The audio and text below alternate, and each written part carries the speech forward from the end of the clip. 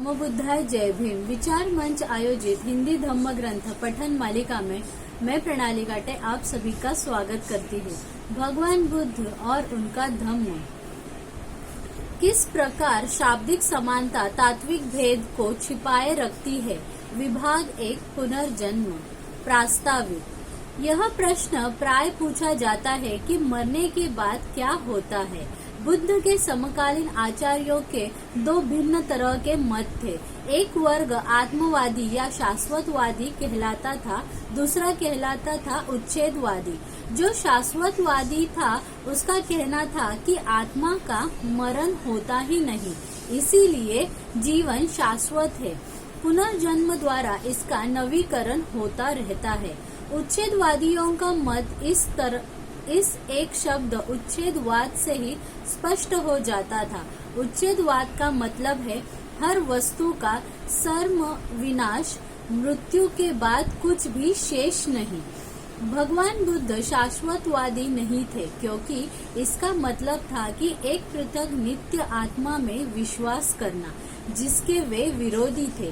तो क्या तथागत उच्छेदवादी थे? जब वे आत्मा का अस्तित्व स्वीकार नहीं करते थे तो स्वाभाविक तौर पर उन्हें उच्छेदवादी मानने की प्रवृत्ति हो सकती है। लेकिन अलगदपम सुत्तम में भगवान बुद्ध ने शिकायत की है कि वे उच्छेदवादी नहीं है, किंतु उन्हें उच्छेदवादी समझा जाता है। उन्होंने कहा है, यद्यपि मैं इस मत को प्रस्तावित करता हूँ और इसी की देशना करता हूँ, तो भी कुछ श्रमण ब्राह्मण भूल से, गलती से मुझ पर झूठा इल्जाम लगाते हैं, जो कि वास्तविकता के विरुद्ध है कि मैं उच्छेदवाद की देशना करता हूँ, कि मैं आदमियों के टुकड़े टुकड़े हो जाने की, नाश की, संपूर्ण विनाश की देशना करता हूँ। यह ऐसा मत है जो कि मेरा मत नहीं है, जिस मत का मैं समर्थन नहीं करता, जो कि भूल से, गलती से और झूठी तौर पर ऐसे भले लोगों द्वारा मेरे सिर मढ़ा जाता है जो मुझे उच्छेदवादी बनाना चाहते हैं।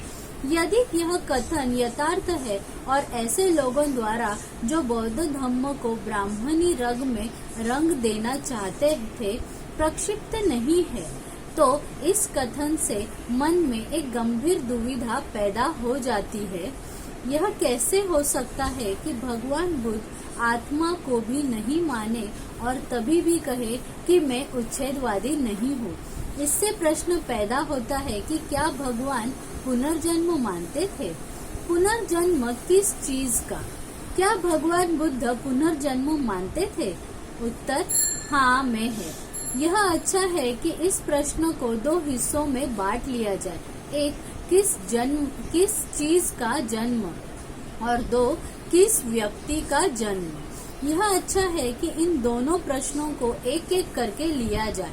पहले हम पहले प्रश्न को ही ले ले, पुनर्जन्म किस चीज का। प्राय हमेशा इस प्रश्न की उपेक्षा की जाती है। यह दोनों प्रश्नों को एक बना देने का ही परिणाम है कि पुनर्जन्म की बात को लेकर इतनी गड़बड़ी है। भगवान बुद्ध के अनुसार 4 भौतिक पदार्थ है, 4 महाभूत है जिनसे शरीर बना है। 1 पृथ्वी, 2 जल, 3 अग्नि, 4 वायु। प्रश्न है कि जब शरीर का मरण होता है तो इन चारों महाभूतों का क्या होता है? क्या वे भी शरीर के साथ मर जाते हैं? कुछ लोगों का कहना है कि वे भी मर जाते हैं। भगवान बुद्ध ने कहा है कि नहीं, आकाश में जो समान भौतिक पदार्थ सामूहिक रूप से विद्यमान है वे उनमें मिल जाते हैं। इस विद्यमान तैरती हुई राशि में से जब इन चारों महाभूतों का पुनर्मिलन होता है तो पुनर्जन्म होता है। भगवान बुद्ध का पुनर्जन्म से यही अभिप्राय था। इन भौतिक पदार्थों के लिए यही आवश्यक नहीं है कि वे उसी शरीर के हो जिसका मरण हो चुका है। वे नाना मृत शरीरों के भौतिक अंश हो सकते हैं। यही बात ध्यान देने की है कि शरीर का मरण होता है लेकिन भौतिक पदार्थ बने रहते हैं। भगवान बुद्ध इसी प्रकार के पुनर्जन्म को मानते थे। सारिपुत्र ने महाकोटित के साथ जो बातचीत की उसमें इस विषय पर बहुत प्रकाश पड़ा है। लिखा है कि एक समय जब भगवान बुद्ध श्रावस्ती में अनाथपिंडक के जेतवनाराम में गए थे तो महाकोटि ध्यान कर चुकने पर सारिपुत्र के पास गए और उनसे कुछ ऐसे प्रश्नों को स्पष्ट कर देने की प्रार्थना की जो उन्हें हैरान कर रहे थे। उन प्रश्नों में एक यह था, प्रथम ध्यान की प्राप्ति होने पर कितने संयोजनों का प्रहान होता है और प्रथम ध्यान में कौन कौन से अंग शेष रहते हैं। सारिपुत्र का उत्तर था, दोनों के 5-5, कामचंद, व्यापाद, तीनमिद्द, आलस्य, उदच्च कौक्रुय तथा विचिकित्सा का प्रहान हो जाता है। वितर्क, विचार, प्रीति, सुख तथा एकाग्रता शेष रहते हैं। महाकोटि चक्षु, श्रोत, घ्राण, जीह और स्पर्श इन 5 इंद्रियों को ले, प्रत्येक का विषय पृथक है, क्षेत्र पृथक है, प्रत्येक एक दूसरी इंद्रिय से पृथक पृथक है और स्पष्ट रूप से पृथक है। इनका अंतिम आधार क्या है? कौन है जो 5 इंद्रियों के विषयों और क्षेत्रों का उपभोग करता है? सारिपुत्र, मन। महाकोटि ये 5 इंद्रियां किस पर निर्भर करती है? सारिपुत्र, चेतना, न जीवित इंद्रिय पर। महाकोटि चेतना किस पर निर्भर करती है? सारिपुत्र, उष्णता पर। महाकोटि उष्णता किस पर निर्भर करती है? सारिपुत्र, चेतना पर। महाकोटि आप कहते हैं कि चेतना उष्णता पर निर्भर करती है और उष्णता चेतना पर निर्भर करती है। इसका ठीक ठीक क्या अर्थ समझा जाए? सारिपुत्र एक उदाहरण द्वारा समझाता है, जैसे प्रदीप के प्रकाश से प्रदीप की लौ प्रकट होती है और प्रदीप की लौ से प्रदीप का प्रकाश प्रकट होता है, उसी प्रकार चेतना उष्णता पर निर्भर करती है और उष्णता चेतना पर निर्भर करती है। महाकोटि ऐसी कितनी चीजें हैं जिनसे मुक्त होने पर ही शरीर मरा हुआ समझा जाकर सूखे काठ की तरह फेंक दिया जाता है। सारिपुत्र, जीवित इंद्रिय, उष्णता और विज्ञान। महाकोटि, मृतदेह में और उस ध्यानी भिक्खु में जिसने संज्ञा और वेदना का निरोध कर रखा है, क्या अंतर है?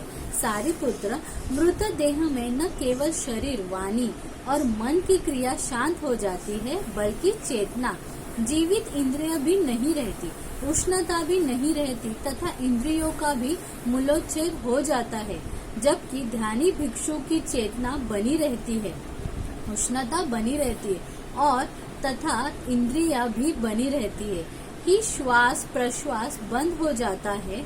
इंद्रिया की वितर्क, विचार, संज्ञा आदि क्रियाएं शांत हो जाती है। संभवतः यह मृत्यु या उच्छेद की सर्वाधिक श्रेष्ठ तथा सर्वाधिक संपूर्ण व्याख्या है। इस संवाद में केवल एक कड़ी की कमी है। महाकोटि को चाहिए था कि वह सारिपुत्र के यह भी पूछते कि उष्णता से क्या मतलब है। सारिपुत्र ने क्या उत्तर दिया होता, इसकी कल्पना आसान नहीं, लेकिन इसमें भी कोई संदेह नहीं कि उष्णता का मतलब है शक्ति। इस तरह से यदि उत्तर को थोड़ा अधिक स्पष्ट कर दिया जाए तो इस प्रश्न का कि मरने पर क्या होता है, यही उत्तर हो सकता है कि शरीर शक्ति उत्पन्न करना बंद कर देती है।